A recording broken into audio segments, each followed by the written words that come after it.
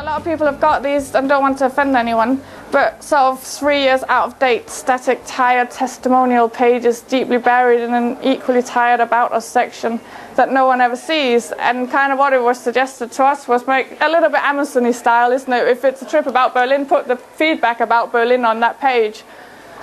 And we kind of changed that, but that's, again, links in with this, integrate the website with the rest of your business. It's not an entity just sat at the end of it, it has to be integrated. So our feedback system and our back end of the website and our online quotes, everything integrates, so it makes it easy for you to use it in clever ways. So what we're saying is that a lot of old website design is based, traditional design is based on, it's miles out of date, it's very clunky and inconvenient. You would go on a page to look for something about a trip to Berlin, then you would have to navigate out of that page to go into the testimonials page to navigate right down to try and find a testimonial about a trip to Berlin, and then come right back out again and right into the experience. It's about move that feedback right into where it can do the best job for you, yeah? Yeah, it's kind of giving people the confidence, once they're on that page, that this looks good, you know, I'm happy, I'm going to inquire about this, and that's what you want, isn't it? You want their details, you want... In this case it's inquiries, in your case it might be signing up for things, it might be buying things, but this is kind of a bit of an interesting one because obviously a lot of people don't do the sites in-house, and this particular website was actually outsourced. We didn't do that in-house because it was done just before I even got there. And it's very hard sometimes if you get an outsourced site, you can't make many changes to it, and we couldn't make many changes to this at all, but we changed 3 little things right when we got the site. It didn't have any of these. And it converted pretty much nothing. It converted about 0.4%, and this is where Johnny's 4,000% increase in inquiries kind of comes from. And we added a from price, an inquire button, and a request brochure, and it just changed completely. After doing that, we've got an average of 60 inquiries a month. A month on the back of that, which went from kind of 1 inquiry a month. This evening, how big a change that is? Who's got a website that converts 6.4%? Into inquiries or orders? You two. I'd expect you two to that. Actually, the vast majority of websites bumble along around 0.5%, 1%, somewhere around that. To knock it up from 0.4% up to 6.4% just by making really simple changes is really profound. And before we crack on, just reinforce again what the basic changes are that could lever a website up to that level. Yeah, but again, the only thing, that is literally all we did to this site at that point was add these few little things. And that again is one of the things you do, and overnight, like the next day, you'll see the difference in it. And it's quite amazing because it takes not very long to add these 3 little items to it.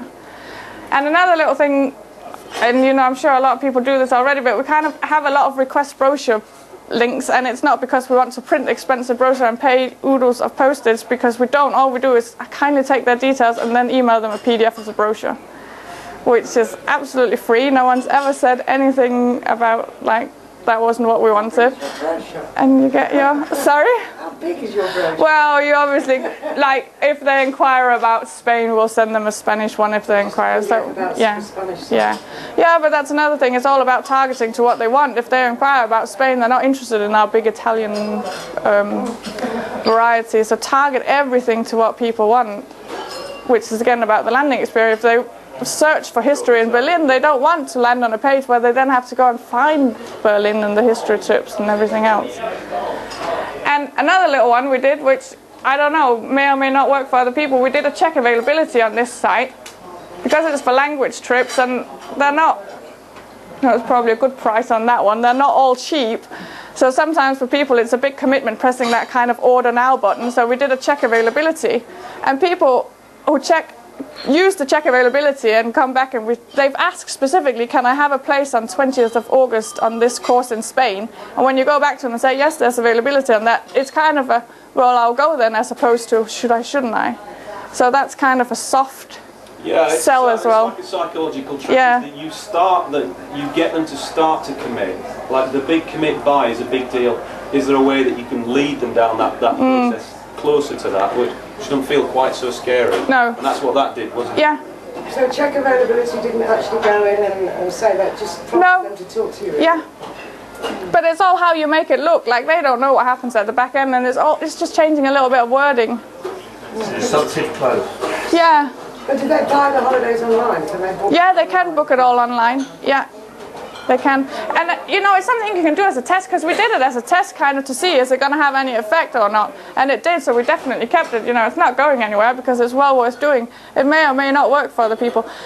But people who've got big projects, like if you're a builder or you do loft conversions or you've got big projects that you sell, people aren't just going to go and say, yeah, I'd like 2 loft conversions delivered by Monday.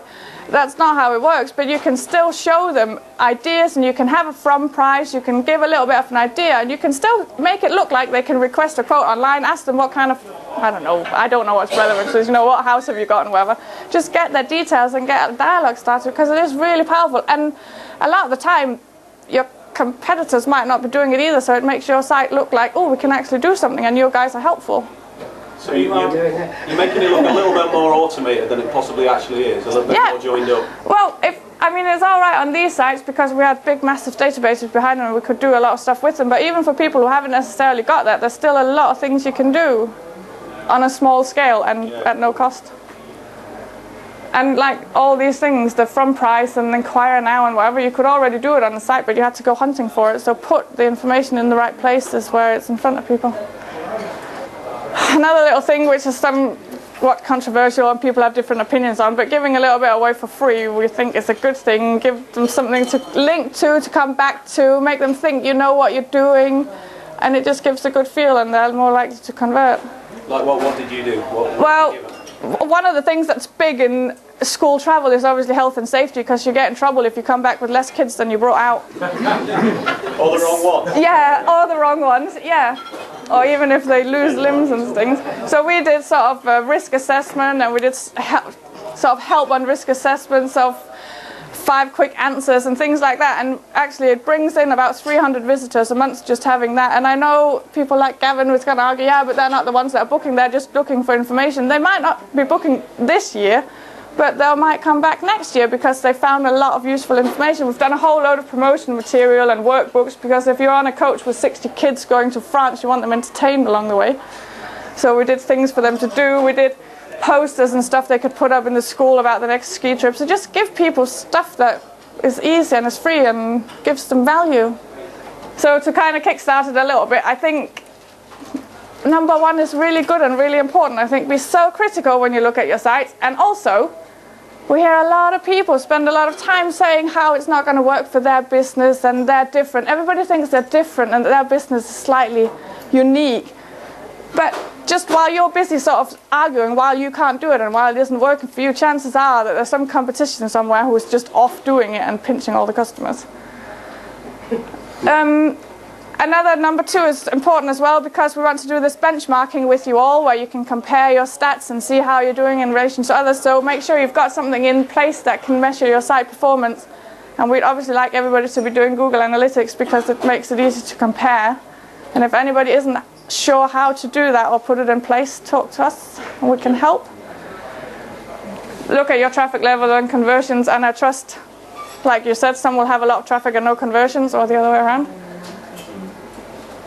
Have some clear goals, linear paths, good landing experience.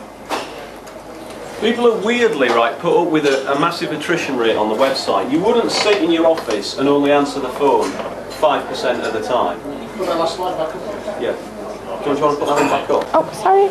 So don't accept the fact that your website is wasting most of the kind of the kind of warm leads that it's potentially generating. Really, I think is an important one. Oh, it's very important. Yeah, not to underestimate it at all. Just to give you some sort of sense of the size of the business, this is a very small business. It's pulling in £60,000 a week a day from the web.